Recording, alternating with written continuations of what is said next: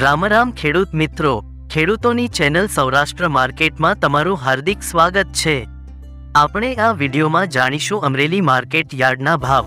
પણ તે પહેલા જો તમે ચેનલમાં નવા છો તો નીચે આપેલ સબસ્ક્રાઇબ બટન પ્રેસ કરી ચેનલ સબસ્ક્રાઇબ કરો અને બેલ આઇકન ઓન કરો, જેથી કરીને દરરોજના તાજા ભાવ સૌપ્રથમ તમે જાણી શકો।